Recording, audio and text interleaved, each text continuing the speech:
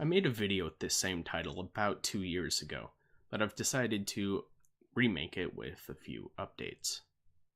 Now, I think some of you will realize as we go through this video that you already do some of the weighing of card advantage versus situational utility, but you haven't necessarily put a name to it, which I think is very important because it means you can think more critically about it.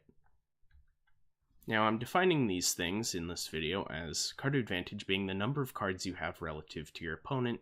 For example, drawing a card is a +1 and having your monster be destroyed is a -1. On the other side, we have situational utility, which is a card's ability to impact the game in a variety of game states. This is fairly vague, but that's on purpose. I guess the best way to reword it is, how useful is this card in a lot of different situations? An example of this is that if a card has fewer conditions for activation, it probably has more situational utility. To kind of give you a sense of what I mean, we're going to use Mystical Space Typhoon and Heavy Storm Duster. Mystical Space Typhoon, of course, is a 1-for-1 trade and is therefore a net ±0 change in card advantage. You're using your one Mystical Space Typhoon to destroy one of your opponent's cards. It has fairly high situational utility as it can be used on either player's turn for no consequence, or in other words, no cost. Heavy Storm Duster is a 1-for-2 trade with a net +1 change in card advantage. You're using it to destroy 2 of your opponent's spell/trap cards on the field, however note the asterisk. On the side of situational utility, it's not nearly as high as Mystical Space Typhoons, because it's a trap card, so you have to wait a turn to use it, and if you do end up using it on your turn, you can't conduct your battle phase. So it's a fair bit more restrictive. But you may be asking yourself a question. What if I resolved Heavy Storm Duster for only one spell/trap card? Didn't I just use it as an inferior Mystical Space Typhoon for the same change in card advantage?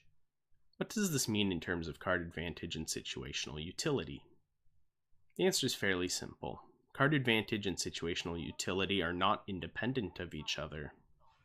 A card's situational utility often defines within a spectrum how it alters card advantage. Now, I could continue to abstractly demonstrate this to you, but instead we're going to go to our friend Twin Twisters. In one situation where you go -1, you send one card to the graveyard for cost, and it's totally irrelevant, and you only destroy one spell/trap card. For a net ±0 change, you have an irrelevant cost again. Excuse me. And you destroy 2 spell/trap cards. However, if you destroy 2 spell/trap cards, as well as discard irrelevant cards such as Trick Clown, which special summons itself back from the graveyard, you actually go +1. And so there's actually a spectrum of how it can affect card advantage. Now, which of these you more frequently get depends on situational utility. In a deck such as Burning Abyss, you're more likely to get the +1 scenarios, or a ±0 scenario if, say, you do only destroy one spell/trap card, but you also have a relevant discard cost. So, obviously that makes this card better in Burning Abyss than it does in many decks that have very few cards to discard where they can get a +1. And therefore you may prefer Mystical Space Typhoon in that deck. As I said before, I think a lot of us already kind of do this weighing of card advantage to situational utility, but I hope this video helped you identify, I guess is the word, what these things are, so that you can more seriously think about them when you're making card choices.